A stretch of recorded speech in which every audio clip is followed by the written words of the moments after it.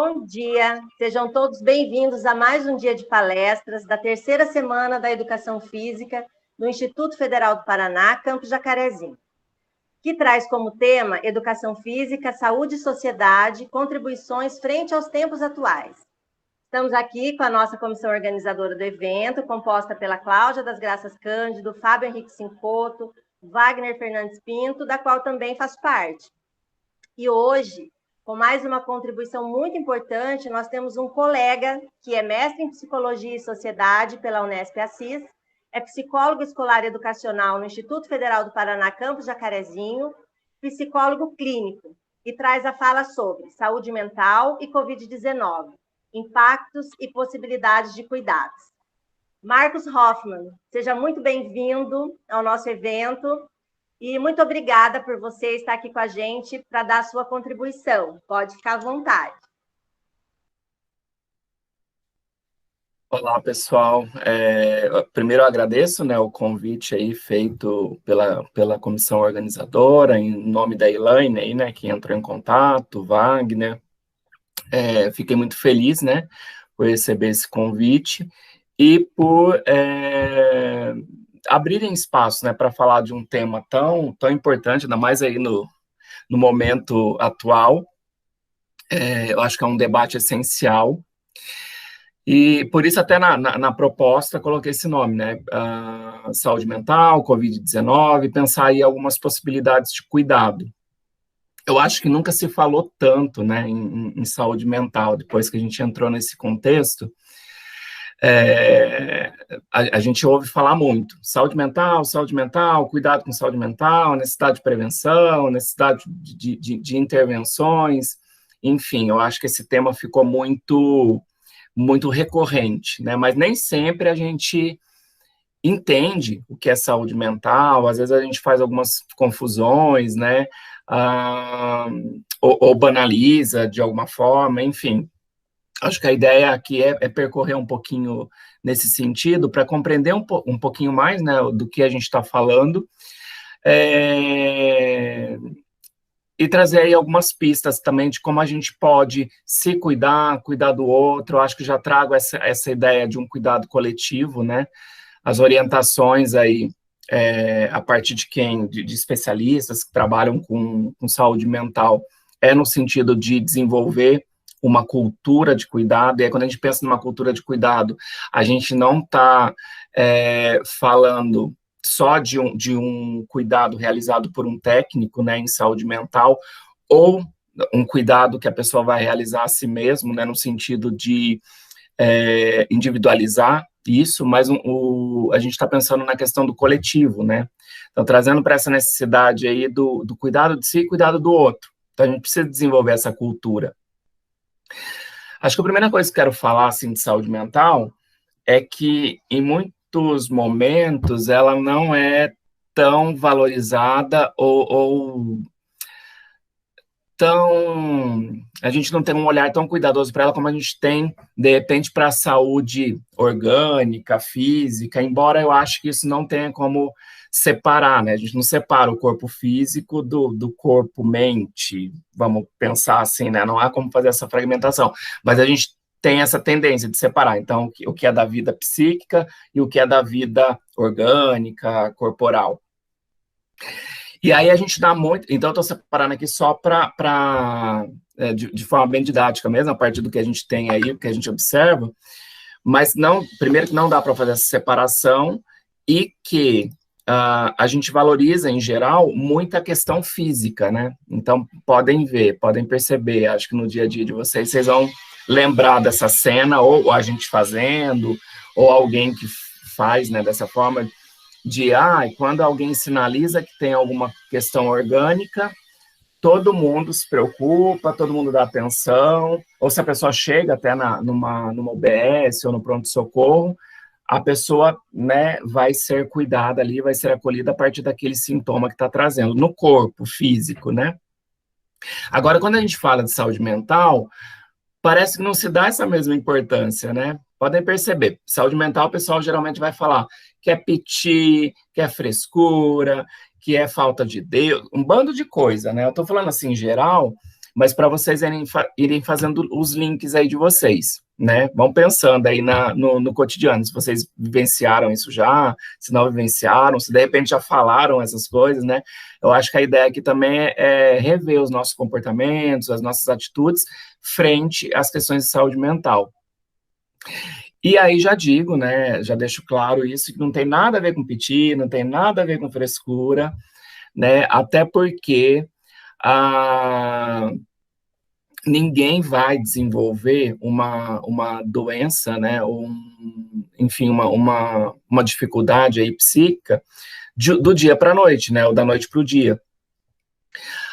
Isso aí vai acontecendo aos poucos, então a pessoa e o corpo vai sinalizando isso, assim como o corpo físico sinaliza também algumas doenças crônicas, doenças orgânicas, mas a gente não dá essa atenção devida. Então, é só para trazer essa necessidade mesmo da gente começar a reconhecer que sim, que a gente tem aí questões que precisam de cuidados, que precisam ser tratadas, e que não tem nada a ver com frescura. Elas são legítimas, elas são tão reais quanto qualquer outra dor física e orgânica. Eu acho que ficou claro nessa essa parte que eu separei, mas a gente não separa. Quando a gente fala de um corpo, a gente está falando de uma totalidade. E é aquela coisa de que uma coisa vai afetar a outra, então não tem como separar mesmo.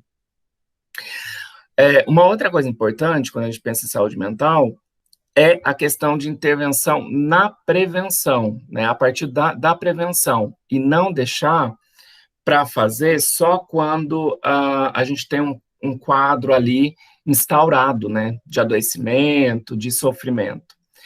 E a gente parece que não liga muito para isso, eu estou falando assim de uma forma bem direta, bem clara, porque a gente não investe muito em prevenção. E aí a gente está falando até de uma cultura nacional mesmo, né, uma cultura em termos de país, né? Em geral, a gente não investe na prevenção, a gente vai investir ali quando o problema já está dado, né? Já está colocado. E é interessante a gente começar a pensar nessa questão da prevenção também.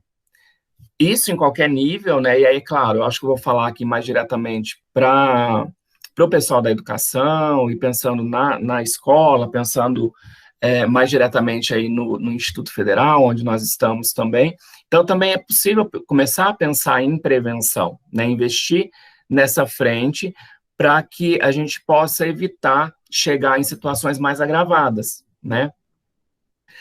Reafirma ainda, novamente, né, esse compromisso aí da cultura de cuidado, que envolve todos, né, da comunidade. Então, se a gente for pensar numa situação de escola, todos devem estar envolvidos. Então, a gente tem aquela mania também, né, de achar que tem uma pessoa que é responsável pelo cuidado de saúde mental. E aí também é um outro erro, né, segundo eu entendo, e alguns especialistas têm defendido essa ideia também, de que o cuidado de saúde mental tem que sim ser um cuidado coletivo, então é um cuidado de todos nós, né, a gente cuidando da gente e a gente cuidando do outro, né. Ah, tá, mas então onde que os técnicos vão entrar nisso, né, os técnicos de saúde mental, os profissionais de saúde mental, né, específicos? Eles vão entrar em casos mais vulneráveis, em casos que realmente já estão numa situação agravada e aí precisa de um cuidado mais acentuado, podemos dizer assim. Mas eu acho que é importante deixar claro essa ideia do coletivo. Estou colocando aqui uma colinha, espera lá. Bom, gente, uma outra coisa, vocês estão vendo que eu estou falando assim, várias coisas, né, abrindo várias pontes aí, depois a gente também pode abrir para o debate. Uma outra coisa interessante aí, quando a gente fala em saúde mental, logo a gente pensa em problemas mentais, né, então sempre a gente vai abordar, em geral, né, normalmente se aborda aí a questão da saúde mental por esse viés dos problemas mentais. Então, pensa em saúde mental, já vem aquela ideia, depressão, síndrome do pânico, ansiedade, transtorno de ansiedade generalizada, pensamento suicida, sei lá, né, eu citei alguns exemplos aqui. Geralmente se vai por esse caminho, mas É claro que falar de saúde mental é também trazer essas questões, mas não só, né? Saúde mental é muito mais que isso, e não se define pela ausência de problemas mentais, né? Pela ausência ou pela presença desses. Então, a gente tem que tomar muito cuidado com isso. Até porque é engraçado, quando fala de saúde mental, parece que é um termo até perigoso, né? A gente fala, tem a pessoa até, meu Deus, caramba, que é isso? E não se trata disso, né? Nem da presença e nem da ausência dos problemas mentais. É claro que isso acaba aparecendo também, mas nem todo sintoma vai significar adoecimento. Até porque, uma coisa que precisa ficar clara, é que as dificuldades, o sofrimento, ele faz parte da vida de todos nós, né? Então, o sofrimento, entendido aí a partir de uma perspectiva ontológica, ele faz parte das nossas vivências, da nossa existência, não tem como se furtar isso, não tem como se isentar, né? Então, eu penso que todo ser vivente vai ser um ser que vai estar em algum momento em contato com o sofrimento, com as dificuldades que a vida vai nos colocando, né? E aí, a Organização Mundial da Saúde, ela traz aí uma definição que é polêmica, eu não vou nem entrar nisso, mas eu vou aproveitar só um pedacinho, quando ela fala de bem-estar, né? Que seria o bem-estar físico, mental, enfim. É polêmica, dá discussão, tem grupo que discorda, e aí vai trazer alguns argumentos, mas eu vou só fazer um recorte para a questão do bem-estar. Quando coloca bem-estar, às vezes a gente confunde aqui com uma ideia de uma possível ausência de problemas, de dificuldades, e não tem nada a ver com isso, né? Bem-estar não é chegar no estado zen, ali no estado zen, tô pensando até naqueles zen budistas, né, que se colocam ali, parece que tem uma vida plena e não tem problemas e tá tudo ok. Não sei nem se para eles é possível, acredito que não, mas enfim, não vou discutir a vivência, né, dos zen budistas aqui não. Mas só para trazer esse exemplinho, porque assim, às vezes a gente fica com essa imagem na cabeça, né, então de bem-estar seria um estado de plenitude em que eu não tenho problema algum ou nenhum tipo de dificuldade. Isso não é possível, gente. Isso não é possível, porque, como eu falei, estando vivo, experimentando essa existência, a gente sim vai entrar em contato com dificuldades no dia a dia, vai entrar em contato com possíveis adoecimentos, com problemas, né? Porque o tempo todo a vida vai nos colocando desafios, né? Por exemplo, linkando com esse cenário aí de Covid, a Covid-19, ela nos traz muitos desafios, né? Para além daqueles que a gente já tinha no dia a dia. Então, posso citar alguns. A questão de uma expectativa de retorno, a gente não sabe quando é que volta, não sabe se volta, como é que vai ser isso, né? Essa questão do ensino remoto, né? Alguns exemplos. Esses são desafios, porque a gente não estava preparado para isso. E nem sei se estamos ainda, a gente está se construindo, se preparando aí, e o contexto ainda continua se desenrolando, né? Então, como é que eu vou dizer que a gente não vai ter uma situação de sofrimento agravado, ou uma dificuldade, ou algum desafio para lidar? O tempo todo a gente vai ter, né? E aí, essa ideia do bem-estar, ela vem no sentido de acreditar que nós temos, sim, recursos para lidar com essas questões. Agora, esses recursos, eles não são universais, aí vai depender de pessoa para pessoa, né? Cada um tem aí os próprios recursos, suas condições de enfrentamento. Mas a ideia, a palavra seria essa mesmo, é a capacidade de enfrentar esses desafios que a vida vai nos colocando. Então, o tempo todo, a gente é convocado para isso, para fazer esses enfrentamentos. E isso seria a ideia de um estar, de manter esse equilíbrio, né, mental, físico, e não de ausência. Acho que isso precisa ficar bem marcado, porque tem uma situação que acho que é importante trazer também, que, né, a gente está no contexto aí de uma pandemia, e no contexto também de uma, que podemos chamar, né, tem especialistas aí chamando de uma ditadura do sucesso, uma ditadura da felicidade, em que o próprio nome já diz, né, parece que não há espaço, e parece não há mesmo espaço para o fracasso, para errar, para estar mal, né? Então, parece que é até feio, né? Hoje fica até feio quando a gente, hoje parece que não estou bem, não estou legal, né? Tô passando por isso, por esse problema, estou com dificuldade aí para lidar com isso. De certa forma, a gente é julgado hoje, né? Porque não há espaço para a gente expressar isso ou para a gente vivenciar. Porque diante dessa ditadura do sucesso e da felicidade, não há espaço para errar, como eu disse, e há também um movimento de nos convocar o tempo todo para produtividade, para acertar sempre, e aí a gente vira quase uma máquina, né?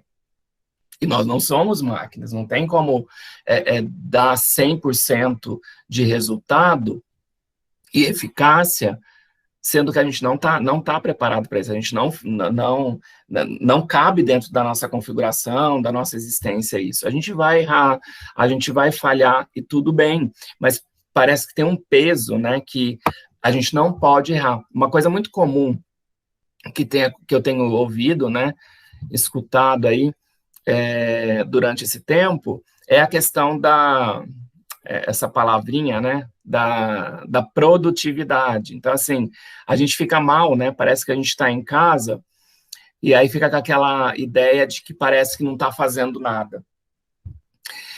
E aí a gente migra, né, para essa forma, né, de trabalho, estando em casa, a lógica que a gente fazia na instituição, que é produtividade, produtividade, produtividade. Quer dizer, a gente tem que produzir o tempo todo e não há limites.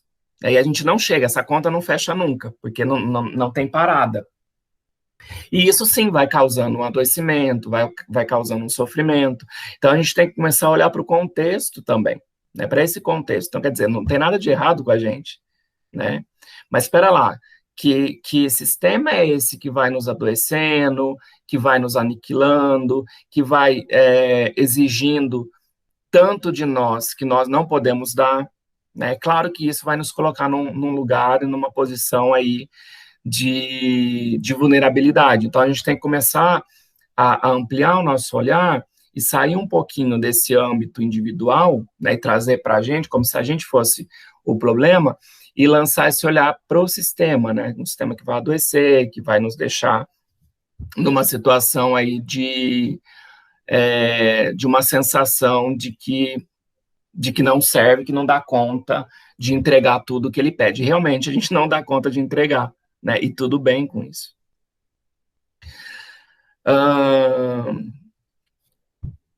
Então, vamos lá. Então, a ideia aqui é a gente pensar o que a gente tem nas mãos, o que a gente pode oferecer. E isso, gente, é muito individual, né? Eu acho que uma outra coisa que tem acontecido aí, que não só nesse contexto, mas já vinha acontecendo e agora fica mais acentuado, é a questão das comparações, né? Quem nunca, né, fez mas olha, trazer um pouquinho para o nosso contexto. Mas aquele professor, olha lá quantos artigos ele escreveu nesse tempo aí, hoje, coincidentemente, né, estamos fechando um ano de isolamento, exatamente um ano, e olha aquele professor, caramba, produziu tanto nesse tempo, olha aquele ali, teve o artigo publicado na revista X, e isso também vai trazendo um desconforto para a gente, porque daí a gente vai se obrigando e vai se sentindo culpado em relação ao outro, né? Mas aí a gente tem que lembrar, né, que o outro é o outro, né? Então são os recursos e a disponibilidade que ele tem. Não significa que eu tenha que ter a mesma, mas tem essa cobrança, né? Que olha, se o outro faz, eu também tenho que fazer. Então, a comparação, na verdade, ela só serve para nos deixar, né, com essa sensação de culpa. E para mais nada, né? Até porque cada pessoa vai encontrar um caminho diferente para lidar com isso. E aí eu já vou até linkando com essa ideia, né? Então, o que fazer? Quais são as possibilidades de cuidado? Que estratégias a gente pode lançar a mão? E aí, gente, não há uma estratégia universal, né? Ou uma saída única para todo mundo. Até porque a gente está falando de singularidades, está falando de individualidades. Então, as saídas, elas vão ser muito singulares também, né? Então, cada pessoa vai ter que encontrar caminhos aí de bem-estar, né? Então, o que funciona para você? O que funciona para um, não funciona para outro, né? Então, a gente precisa lançar esse olhar também, porque se a gente for buscar, de novo, essa ideia da comparação, se a gente for buscar no outro uma saída para mim, a tendência é que não dê certo, porque eu não sou o outro, né? Da mesma forma, quando a gente é convocado para de alguma forma ajudar ou estabelecer uma relação de ajuda, né? A gente fica com aquela sensação de que não sabe o que dizer, não sabe o que falar, né? Não sabe por que caminho, pelo caminho que a gente deve andar. E aí, é interessante a gente observar que a gente realmente não tem que resolver o problema de ninguém, né? Parece uma coisa simples, uma coisa óbvia, mas a gente fica com essa expectativa, né, de querer resolver o problema do outro, de querer tirar o outro do sofrimento, e aí realmente não vai dar certo, porque a gente não tem a resposta, e a gente não vai conseguir resolver o problema do outro, né? Ah, Marcos, mas então, o que a gente pode fazer? Se a gente não resolve o problema do outro, por que a gente, né, pode entrar numa relação de ajuda se a gente não vai resolver? Mas é no sentido de estar presente com o outro, para que ele possa entrar em contato com seus próprios recursos. E nessa relação que a gente se coloca disponível, a gente já vai facilitar esse contato com seus próprios recursos, né? Encorajando, fortalecendo, estando ali. Às vezes parece que é uma coisa, de certa forma, simples e complexa ao mesmo tempo, mas só o fato de estar ali, né, verdadeiramente interessado na outra pessoa e colocando ali, hoje eu ia falar colocando a mão no ombro da pessoa, mas hoje a gente está evitando esses toques, mas só de estar ali, mesmo que seja mediado por uma tela, dando um exemplo aí a partir desse contexto, e de falar, olha, fulana, eu estou com você, tá? Estou aqui com você. E acredito que você vai encontrar, né, o melhor caminho para você. Pronto, já é grande coisa, né? Parece que não é nada, mas você já fortalece de alguma forma a outra pessoa para que ela possa encontrar o melhor caminho. E aí, pensando em melhor caminho, a gente fala muito aí da necessidade, nesse tempo, de ajustamentos criativos, né? Gosto muito desse conceito, dessa expressão, que tem uma definição que eu gosto bastante, que é a melhor forma de estar no mundo, né, naquele momento. Então, quer dizer, é a forma possível de lidar com as suas dificuldades naquele momento. Então, a gente vai fazendo ajustamentos, né, e esses ajustamentos, eles são muito particulares. Um outro aspecto, gente, essencial para a saúde mental é a questão das relações sociais, desses espaços de convivência, né, desses espaços relacionais, e aí, né, fica uma situação bastante complicada, porque a gente está impedido, né, desses espaços de troca, de relações, que é um aspecto essencial para a saúde mental, né? Então, aí a gente é chamado para fazer novos ajustamentos, né, diante desse cenário, e aí tem algumas saídas também. Enfim, eu não vou ficar aqui falando, né, quais caminhos ou quais possibilidades, mas só para citar, a gente tem hoje a possibilidade dessas relações mediadas, né, e o quanto elas são vitais para a nossa saúde. Então, seja por meio das redes sociais, né? Eu sei que muita gente não é de redes sociais, eu até me incluo nisso, eu tenho uma certa dificuldade aí com essas redes, mas o quanto elas têm facilitado essa aproximação, esse contato, e o quanto é importante a gente manter, né, essas parcerias, esses relacionamentos, ainda que de um modo diferente, né, a partir de um outro lugar, porque é essencial, né? Parece também que tem uma ideia de que quando a gente fala de saúde mental, a gente tem que ficar muito sozinho, né? Tipo, ó, problema teu, se resolva aí. E não, pelo contrário, a gente deve buscar ajuda, a gente deve se abrir, a gente deve contar com uma rede de apoio, e a rede de apoio, ela se faz super importante nesse momento, né? Para que a gente possa se fortalecer e conseguir passar por isso da melhor maneira. Enfim, eu fui falando de algumas coisas bem assim, abertamente, né? E a ideia era pensar algumas possibilidades, alguns impactos, né, que a Covid nos traz. Então, eu vou encerrando a minha fala por aqui e a gente pode abrir aí para o debate, tá bom? Marcos, já te agradeço imensamente, né, por trazer para a gente essas possibilidades que você apresenta, porque é um conflito para a gente também, né, enquanto educador, enquanto mãe, pai, enfim, é achar meios para estar ajudando essas pessoas, né, os nossos filhos, os alunos, enfim. Vou abrir, então, Cláudia.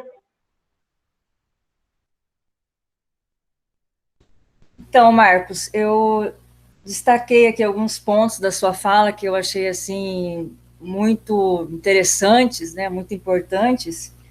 Quando você falou aqui que há uma pressão da sociedade, né, que o sistema nos adoece, eu concordo plenamente com isso, há sempre uma pressão para que a gente faça mais, seja sempre melhor do que tenha status social, né? Então, há uma pressão realmente muito grande em cima de todo mundo, que possibilita um adoecimento, assim, constante, às vezes a gente até nem percebe que está doente, né, por conta disso, e não podemos, assim, ser autênticos, né, a impressão que eu tenho é isso, você não pode ser o que você acredita, né, ser você mesmo, sempre você tem que viver em função do que a sociedade quer que você apresente para ela, quer que você seja, né?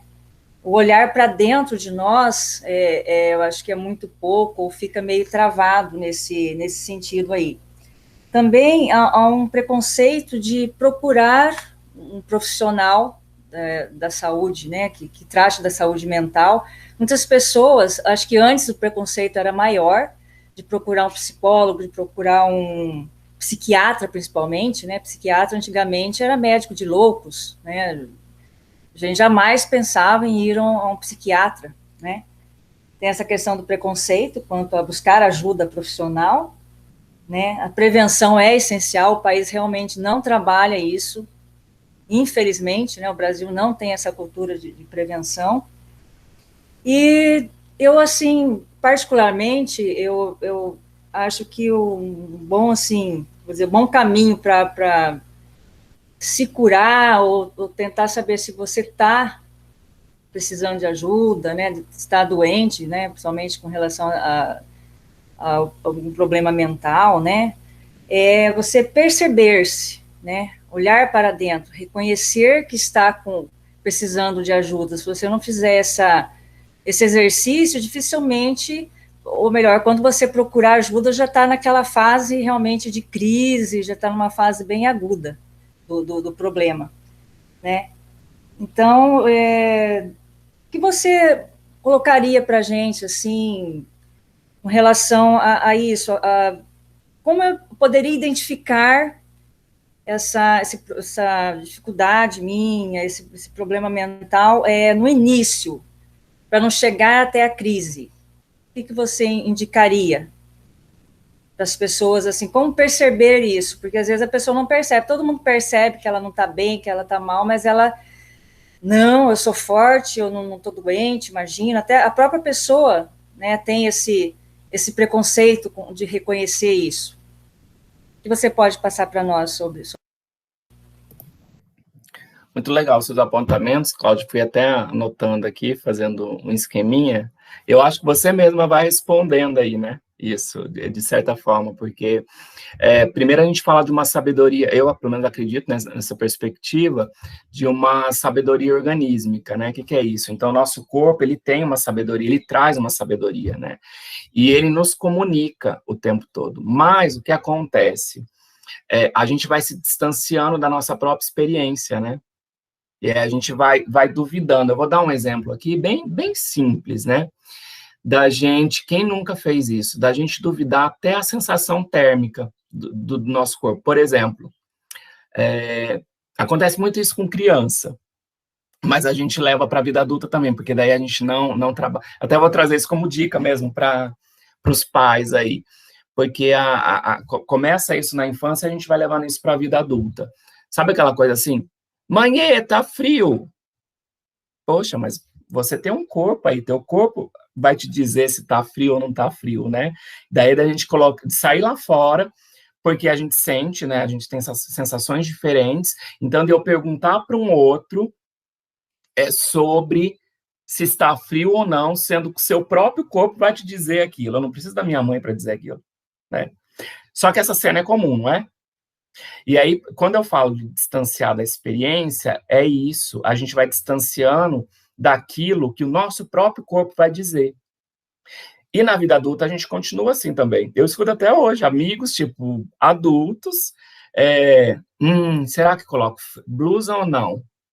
Eu não sei. Como é que tá aí? Você tá sentindo frio, não tá? Ai, não sei. Então, quer dizer, eu preciso de um outro para validar. Olha, Cláudia, coloca a blusa assim, hein? Gente, mas por isso que eu falei da gente não ouvir o nosso corpo. E aí eu já estou dando uma resposta também, quando você pergunta, né? Como identificar?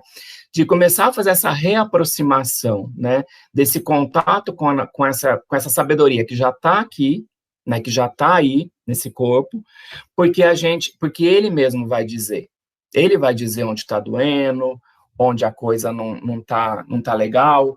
É claro que não é de uma forma clara, mas, por exemplo, eu vou trazer para sintomas físicos, que daí eu acho que fica mais fácil para entender. Mas se eu tenho uma dor de cabeça, pode ser uma dor de cabeça aleatória, embora a gente sempre entende que é o corpo querendo comunicar alguma coisa, mesmo que seja aleatória. Mas vamos dizer que essa dor de cabeça comece a ficar recorrente. Opa, senti hoje. Comum, né? A gente não liga muito. Manhã senti de novo. No terceiro dia senti de novo. Opa, o que esse corpo está querendo dizer, né? Então, você percebe que o corpo vai dando pistas para a gente, só que essas pistas não são tão compreensíveis num primeiro momento, né? Então você não vai pegar um livrinho lá. Claro que tem isso, mas eu não acredito nessa perspectiva, tipo, de pegar um livro lá, dor de cabeça, pode estar relacionado com isso, com aquilo, com aquele outro. Tem que investigar, porque pode ser um monte de coisa, né?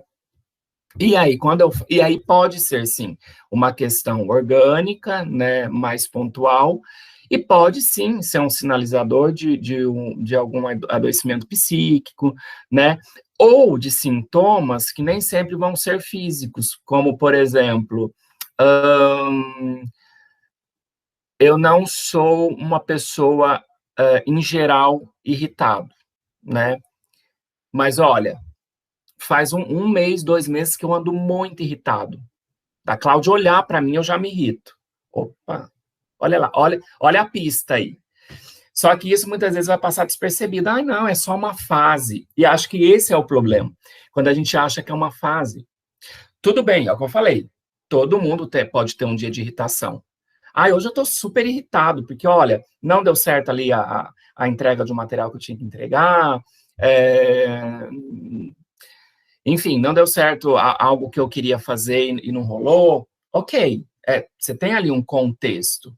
Agora, me irritei naquele dia, me irritei no outro, terceiro dia, quarto dia, 2 meses irritado, você não pode nem olhar para mim. Opa, será que não tem algo aí? Será que não vale a pena investigar melhor? E aí fazer esse retorno a essa sabedoria organísmica também. É claro que a gente vai procurar, nesse caso, um profissional, né, que já é uma situação que está se arrastando aí, né? Pode ser algo mais grave, mas também começar a ficar atento a esse corpo. Pera lá, o que ele está querendo me comunicar? O que está aparecendo aqui? Né? Então, o corpo ele vai dando pistas o tempo todo. É a gente que não liga muito para ele, né? Mas a gente tem aqui a melhor e a maior ferramenta do mundo, né? Tá aqui. Se a gente fizesse, deixa eu até usar uma expressão aqui que está me ocorrendo, se a gente começasse a fazer as pazes com as nossas sensações, com o nosso corpo, a tendência em se auto-perceber seria muito maior, né? Acho que por aí. Não sei, acho que te respondi, Cláudia? Não? Sim, perfeito. Agradeço, Marcos. Fábio? Marcos, obrigado pela presença aí. E, cara, queria perguntar um pouquinho assim, falando sobre a pandemia, hoje em dia a gente está vendo a atual situação, às vezes lockdown, tem algum comércio que, quando não é essencial, está fechando, e tem empresas que estão falindo, né? Nesse período, muitos empregados são mandados embora também durante essa fase.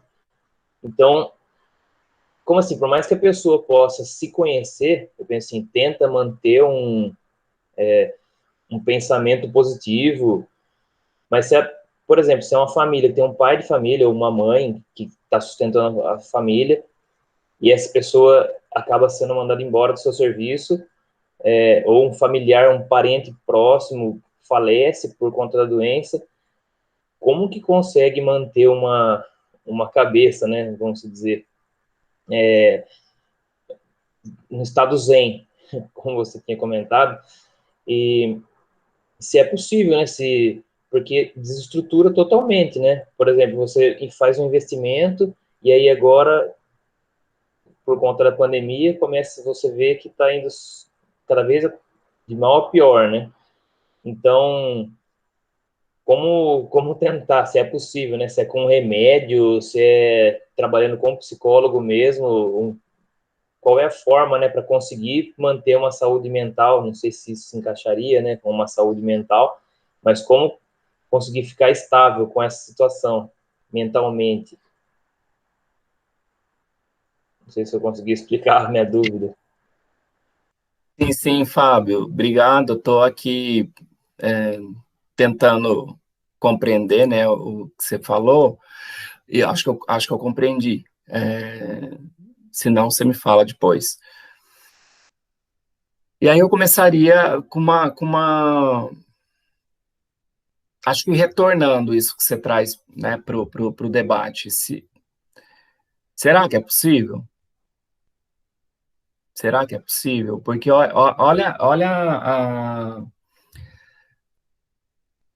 as situações que você foi trazendo, né? Situação de desemprego, situação de morte. Eu só queria deixar claro que, não sei, na tua fala deu a impressão que talvez eu tenha, o jeito que eu falei não tenha ficado claro, mas em nenhum momento eu falei de pensamento positivo, tá? Eu muito pelo contrário. Tá? Às vezes eu não soube me expressar na pergunta, mas eu entendi.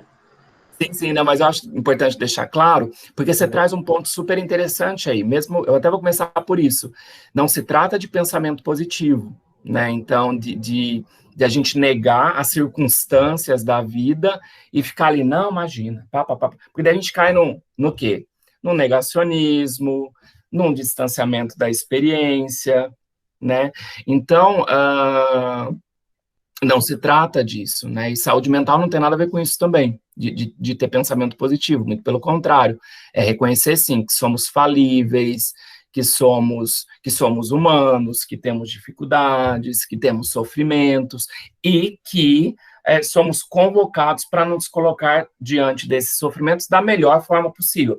da melhor forma possível, não entendendo como uma norma, então a melhor forma possível é essa, mas da melhor forma possível para nós, para cada um de nós. Então, só para deixar claro isso. E aí, então, como é que eu vou perder alguém para essa situação, né, do Covid-19, e não vou me afetar, não vou me abalar? O estranho, para mim, né, como um profissional da psicologia, seria alguém que chegasse e tá tudo bem, tá tudo legal, é assim mesmo e tal. Ok, a morte é um fato, né, para todos nós. Todo mundo sabe que vai morrer em algum momento.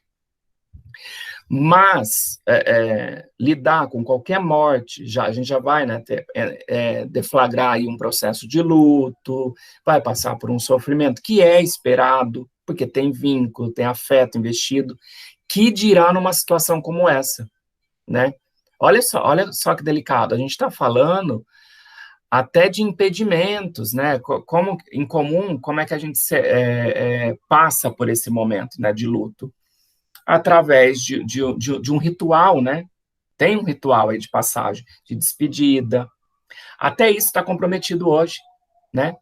Muitas vezes o caixão vai lacrado, você não consegue nem passar pelo ritual. Então, quer dizer, o contexto é um contexto de muito sofrimento mesmo, é esperado, né?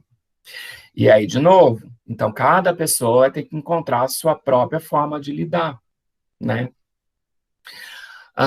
E a gente pode se colocar nisso daí enquanto coletivo, no sentido de estar junto, de estar apoiando, de se fazer presença, que já faz bastante diferença. Agora, não tem como eu dizer aqui algum caminho para a pessoa lidar de uma forma mais tranquila com isso, ou de uma forma zen. Não é possível, né? Cada um vai lidar de uma forma, dentro daquilo que tem aí como recursos, né? Algumas pessoas vão, sim, passar por isso de uma forma mais suave, não que não vai ter sofrimento, tá bom? E outros vão, sim, se desesperar, vão ficar muito mal, podem até desenvolver um quadro de adoecimento mais grave. Sim, isso pode acontecer. E aí tem que buscar ajuda, né? Mas ninguém tá isento disso. E não tem como a gente separar, né? Então, fulano então, tem recurso X, o outro fulano, cada um vai passar de uma maneira, né? Agora, em relação ao desemprego, não quero nem entrar nessa questão política, porque daí é sempre polêmica, né? Mas até deixei por último. Mas aí tem, sim, a minha opinião, tá, gente? Tem até uma certa ausência do Estado, né, nessa parte, no sentido de auxiliar, né, nesse momento, de dar um suporte, mas aí entra na questão das políticas, né? Não vou ficar entrando muito nisso aqui, não. Acho que só de eu falar isso, acho que já entenderam aí o recado. Mas é para dizer que o cenário é complexo mesmo. E não tem como, gente, de fato, você estar empregado, tem uma família para dar conta, ainda que fosse sozinho, né? Porque a gente precisa aí sobreviver, subsistir. E aí você perde o emprego. Como é que você vai, né, dar conta disso? E por isso que, quando eu falo de uma necessidade, de um coletivo, de um cuidado de si, cuidado do outro, é para que a gente possa começar, e nós já começamos, né, a gente já faz alguns movimentos nesse sentido, a se articular e se organizar para a gente passar por isso, enquanto coletivo.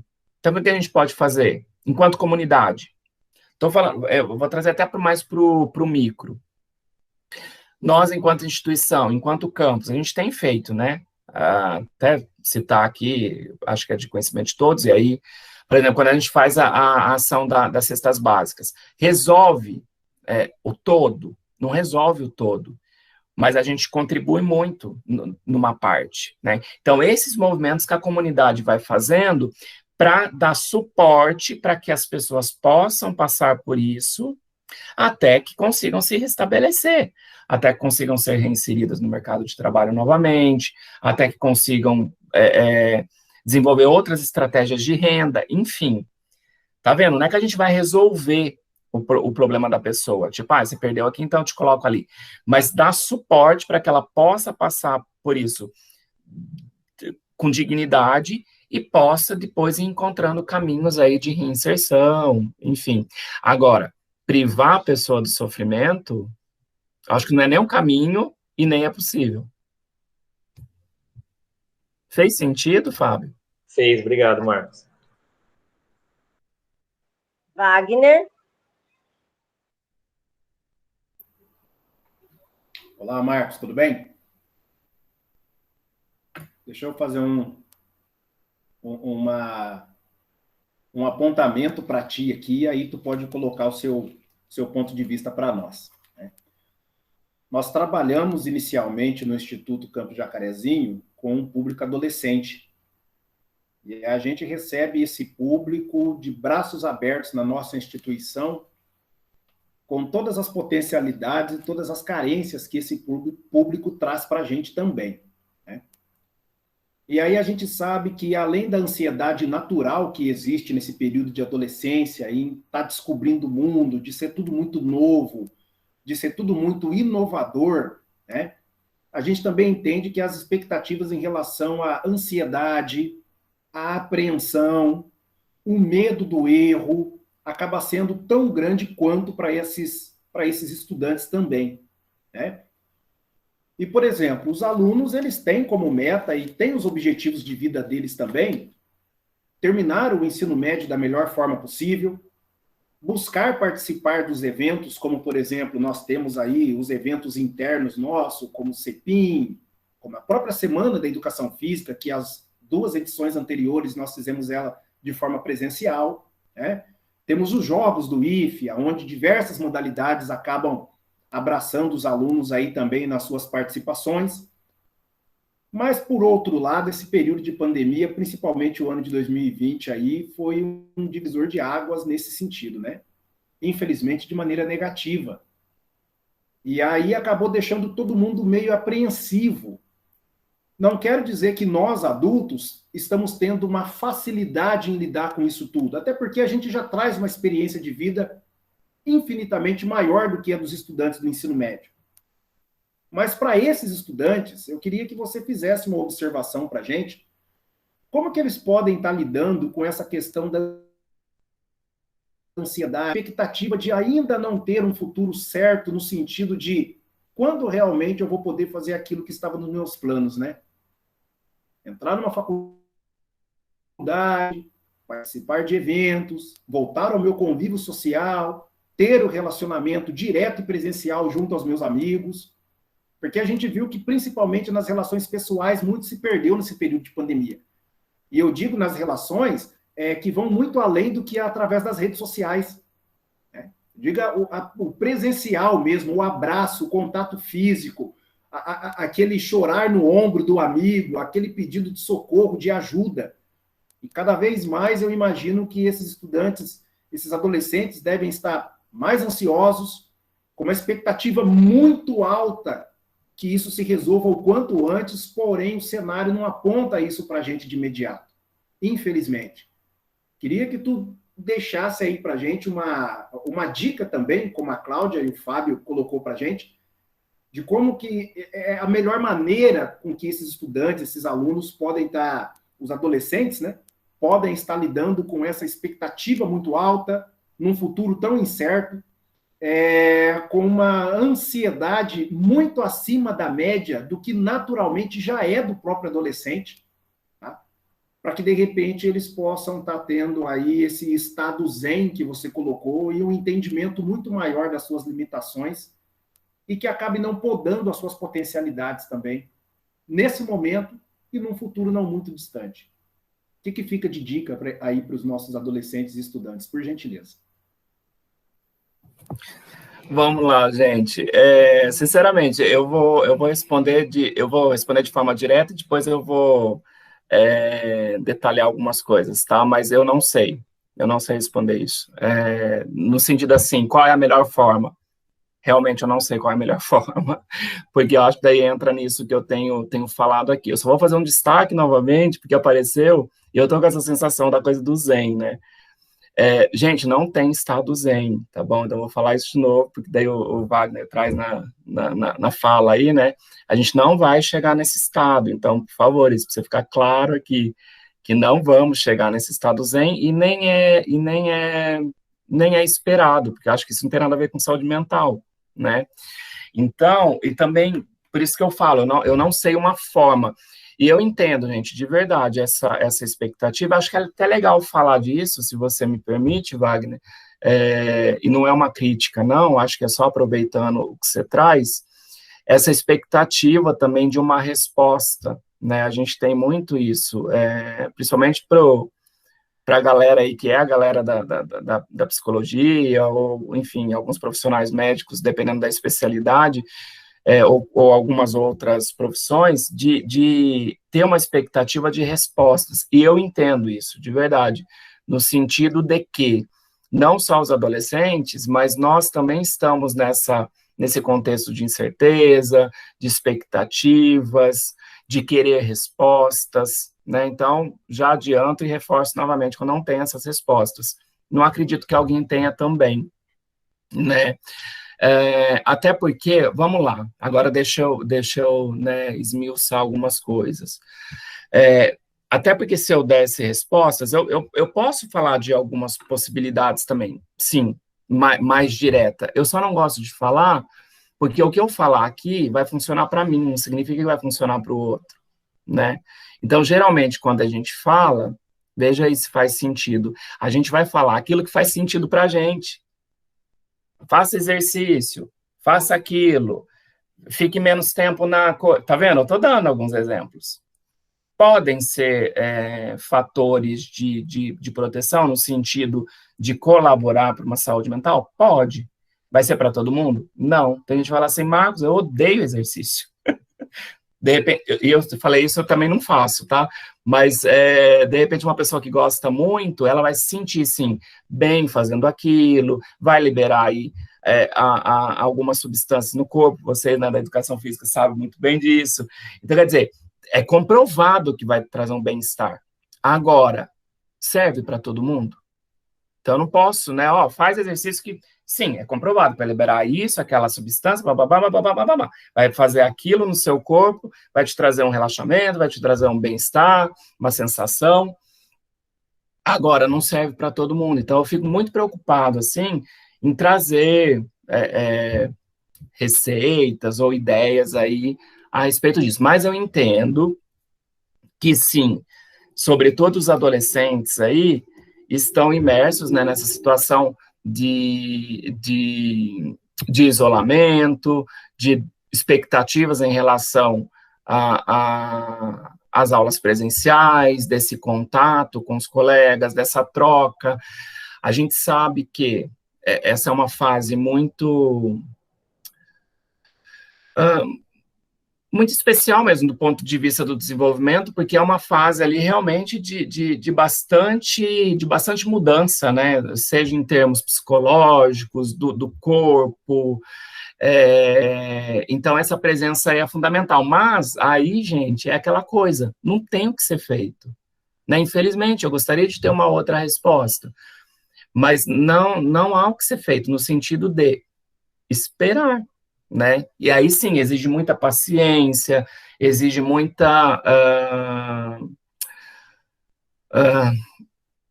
exige muito jogo de cintura, né? No sentido de esperar aquilo que a gente nem sabe até onde vai.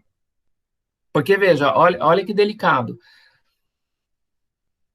Eu vou falar até da minha cabeça, né? Assim, o que eu esperava. Quando a gente entrou lá em março do ano passado, no dia 16 de março, que a gente entrou nessa situação de um afastamento, eu sempre esperava que, olha, eu ficava até com esse argumento, né? Não, olha, acredito que vamos lá, vamos torcer para o mês que vem, vamos manter a esperança. E, sinceramente, hoje eu olho e eu já entendi que não adianta mais ficar contando com o mês que vem. Sim, vamos manter a esperança no sentido de que em algum momento a coisa vai se restabelecer. Agora, eu não sei que momento é esse. Se vai ser em junho, se vai ser em agosto, se vai ser em dezembro, se vai ser ano que vem, se vamos entrar nisso ano que vem. Eu estou sendo bem honesto, né? Porque senão a gente fica nesse movimento de ficar se auto-enganando mesmo, né? Agora, é claro, eu estou na torcida para que o quanto antes a gente consiga restabelecer, mas eu não sei quanto tempo vai durar, então fica difícil dar uma resposta nesse sentido. E aí vem novamente isso. Eu acho que a minha ideia aqui é provocar, né, essas pessoas que estão assistindo essa fala e esse debate, no sentido, tá, o que você tem aí em mãos, o que você tem como recursos, o que você pode fazer para ficar bem, né? O que te faz bem?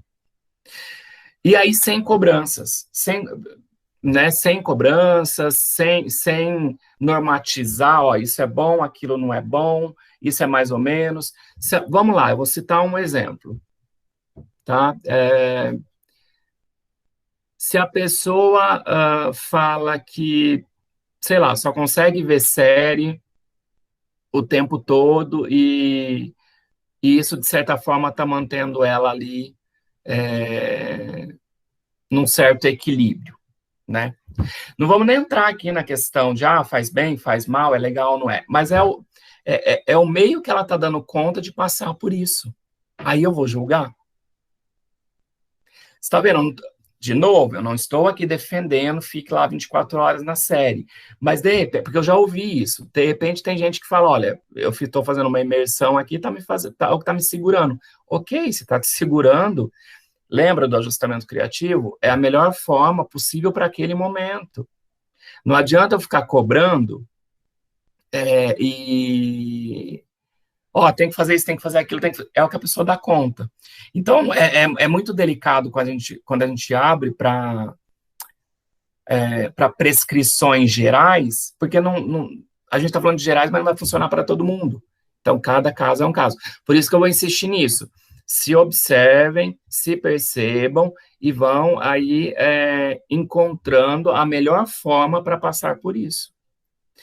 Trazendo o contexto de estudo, eu já atendi aluno falando disso, né? Olha, não estou conseguindo acompanhar tudo, é muita coisa, e aí tem outras questões aí ainda, questão de internet, questão de aparelho, enfim, uma série de questões. Ok, o que você dá conta nesse momento? Nesse momento eu dou conta de entrar em 2 unidades. Ótimo, a pessoa dá conta. Fez 2 unidades bem, conseguiu fechar? Pronto. Vai respeitando teu corpo, vai respeitando teu tempo, porque senão a gente fica aí respondendo, né, a esse sistema que nos cobra, que nos diz o que tem que ser feito o tempo todo, que nos diz o que é certo e o que é errado. E aqui o que a gente está falando é justamente o contrário disso, né, o que faz sentido para cada um de vocês. Enfim, não sei se eu respondi, mas pensei algumas coisas aqui, Wagner. Ficou bem claro, sim, Marcos. Eu percebo que o diálogo, pelo menos nesses tempos aí, desde sempre, claro, mas nesse momento tem sido bastante imprescindível, né? Para que cada um consiga se adaptar dentro da sua realidade e conseguir, de uma certa forma, suportar o que esse período tem trazido para a gente aí, que tem sido bastante pesado, né? Sim, eu acho que esse ponto, só para destacar, nessa questão da comunicação, é importantíssimo a gente manter, né? E aí cada um vai vendo como é que vai ajustando isso, se é ali com a família, se vai usar as redes para manter contato com aquele amigo que confia. Eu acho que isso também, as pessoas que a gente confia e que a gente tem bons vínculos, né? Então, não perder isso, que por mais que a gente esteja numa situação de isolamento, dá sim para manter de outras formas, né? É a mesma coisa? Não é a mesma coisa, mas é um jeito possível para agora, né? Então, não precisa perder esse contato. Bom, Marcos, você viu que nós estamos super ansiosos, né? Então todo mundo está na mesma situação. A gente está em incansável processo de busca, né? De respostas para os inúmeros questionamentos que a gente tem. Eu não sou diferente e vou questioná-lo também. E também vou te colocar alguma situação. Como você bem colocou na sua fala, que esses adolescentes, essa geração, ela está sendo criada por um mundo que não existe, né? Que é só de realizações, de sucesso, de alegria.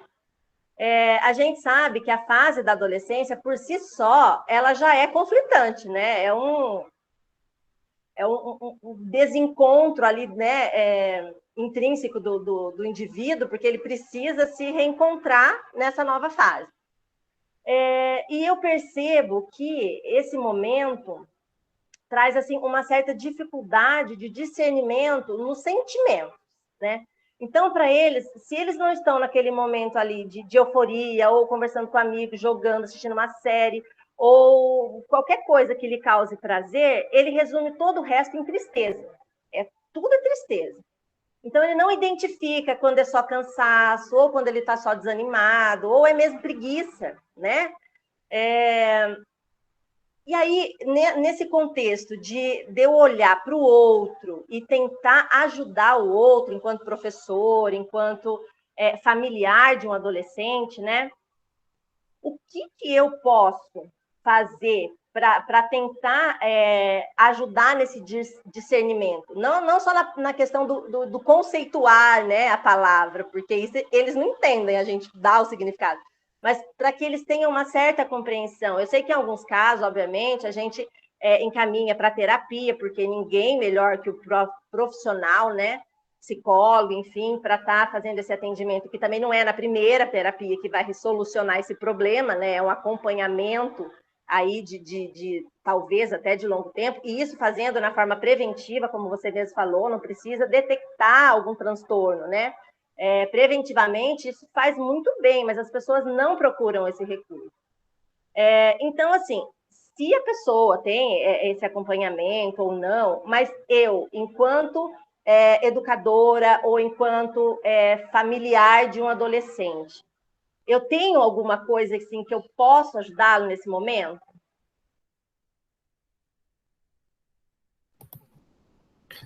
Oi, Elaine, muito bom. Acredito que sim, sim. E aí é um desafio, né? É um desafio para nós, profissionais, e para pais, para familiares, para amigos, né? Que sejam ainda dentro de uma relação que a gente vai percebendo algumas coisas também, né? E aí você foi falando, eu fiquei pensando aqui na questão principalmente quando você fala, né, nesse mundo maravilhoso. Realmente, parece que se cria, né? Parece não, a gente volta nessa ideia dessa cultura da felicidade, dessa cultura do sucesso, e aí parece que não é espaço para mais nada. E do jeito que colocam, não há mesmo. Então, quer dizer, você tem que estar em busca do prazer o tempo todo e tal, e aí uma tristeza que aparece, um desconforto, e porque vão aparecer, fazem parte aí da nossa composição, né, da nossa organização, parece que eles não dão conta, e aí entra numa outra coisa, Elaine, que eu fiquei pensando, realmente da fragilidade desses adolescentes, dessas crianças de hoje, né, que parece que não...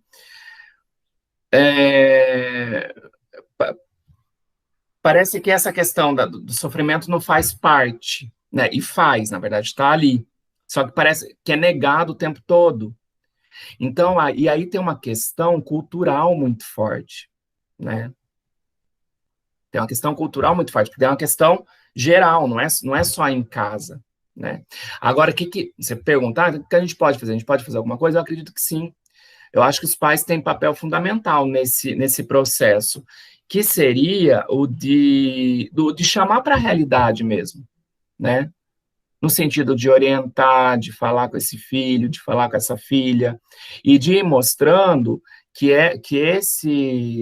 esses aspectos aí também nos compõem. Não é só felicidade, não é só gozo, não é só a alegria. Opa, pera lá, a gente tem isso também, mas a gente tem uma série de outras coisas. Vamos falar sobre isso? E aí entra o que o Wagner falou ali no finalzinho, né? A questão do diálogo, de sentar, porque assim, os pais,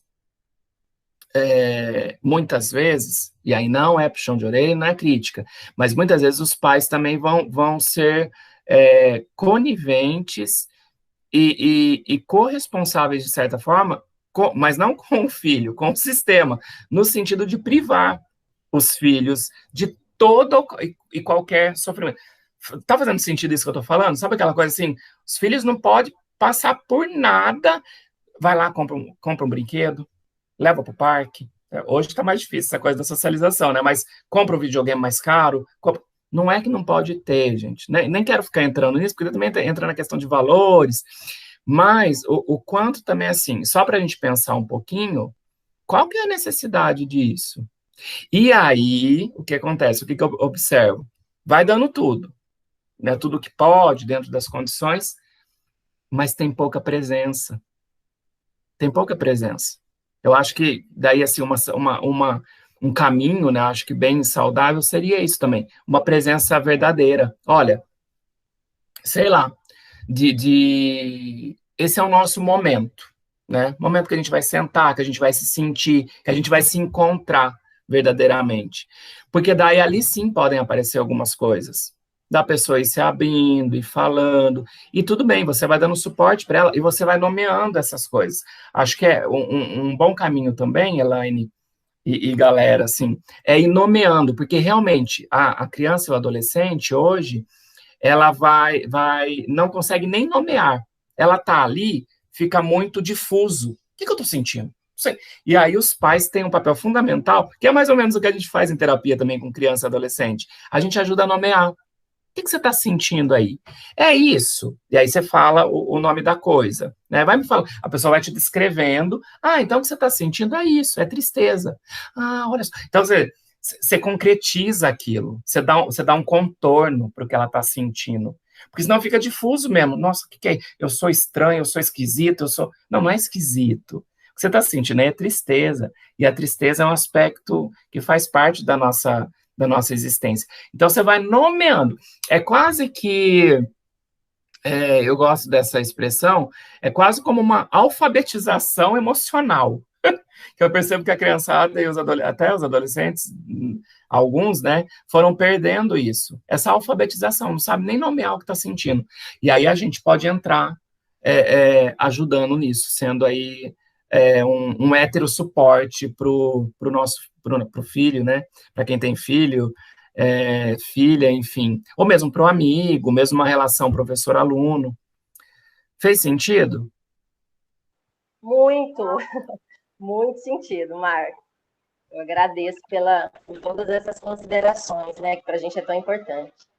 Então, partindo para a finalização da nossa palestra, infelizmente, porque aí a gente já ia tornar uma consultoria mesmo, né?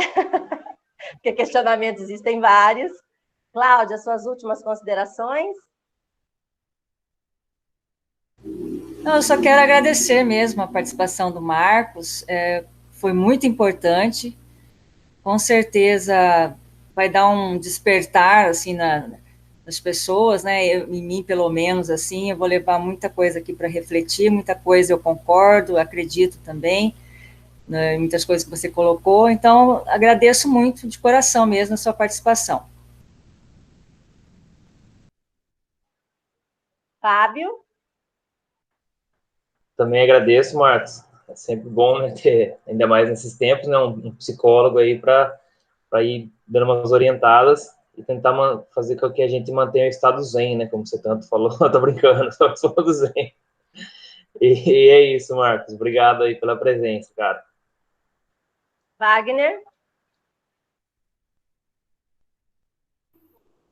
Marcos, o estado zen ficou para todo mundo como figurinha carimbada, tá? Disso daí você não vai poder fugir, desculpa. Obrigado, meu amigo. Suas contribuições foram bastante relevantes aí para o nosso evento, para o evento do nosso campus, tá bem? E que no que precisar, estamos à disposição em poder colaborar com o seu trabalho também. Forte abraço e obrigado. Marcos, eu nem sei como agradecer você por ter, assim, de uma certa forma, aberto um pouco a nossa mente, né, em relação a tudo isso que vem acontecendo, porque para a gente também isso é muito novo, situação que a gente nunca imaginou passar, né, dessa forma, então a gente também fica perdido para a gente se orientar nesse momento e quem dirá para orientar o outro, né? Então, foi uma fala extremamente importante para os dias que a gente, né, está vivendo, para as dificuldades que a gente está passando. E assim, muito obrigada por você ter vindo trazer tudo isso para a gente no nosso evento. Foi maravilhoso. Obrigada mesmo. Imagina, eu que agradeço. Fiquei muito feliz, né, de compor esse espaço com vocês, né? Gostei muito das perguntas, das provocações aí, que também me fizeram pensar. E, gente, se encontrarem no estado Zen, me fala. Depois manda mensagem para mim e fala assim: olha, eu encontrei aqui um caminho interessante para o Zen. Tudo bem, eu vou querer compartilhar disso também. Mas foi muito bom esse espaço e vamos lá, né? Acho que eu deixo aí como finalização essa ideia mesmo de que cada um, né, cada um e cada uma possa encontrar aí a melhor forma, né, para passar por isso. E mantendo a esperança sempre, né, gente? Acho que quando a gente perde a esperança, aí é mais um fator de risco, né, porque daí a gente deixa de acreditar, eu nem estou falando de esperança aqui naquele sentido passivo, né, mas no sentido de acreditar mesmo que virão aí outros tempos, a gente vai conseguir se restabelecer, vamos conseguir aí. É claro que a gente não volta da mesma forma, né? Eu acredito que isso não tem como apagar isso que aconteceu. Isso já deixou, né? Isso deixa e já deixou marcas, e essas marcas elas vão ter reflexos aí por muito tempo. Né? Acho que já entrou para a história, já entrou para o nosso processo aí de subjetivação. Então, não tem como escapar disso, mas que possamos passar da melhor forma e que possamos passar bem. Então, assim, que a gente continue se cuidando do outro, entendendo que é, assim, um cuidado coletivo, né? Então, por isso que a gente fala que é cuidar da gente, mas também cuidar do outro. As minhas atitudes podem ter reflexo também na vida da outra pessoa. Então, é um momento aí também para a gente ter esse olhar mais coletivo mesmo, mais do que nunca, né? E finalizo desejando que fiquem bem, né? Se cuidem, continuem se cuidando e em algum momento a gente vai estar juntos, tá bom? Um abraço aí para todas e todos. Mais uma vez, obrigada a todos da comissão organizadora desse evento. E para vocês que estão nos assistindo, continuem acompanhando as palestras, as postagens que a gente está fazendo durante essa semana da Educação Física. E até o nosso próximo encontro. Tchau!